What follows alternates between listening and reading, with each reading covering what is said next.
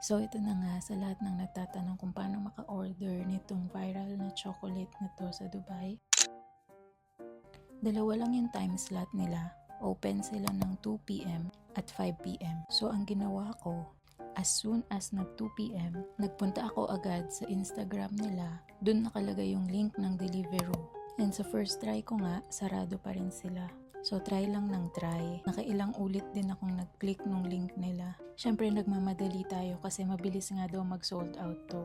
So ito na, Instagram, tapos yung link. Tapos dito ka mapupunta sa Deliveroo app.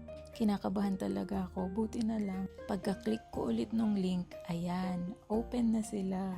Madami silang choices. Pero syempre, yung viral at trending na kunafa, yun yung binili natin. At grabe, 68 dirham siya. Tapos may bayad pa yung delivery. Umabot din ako ng 86 dirhams. Grabe.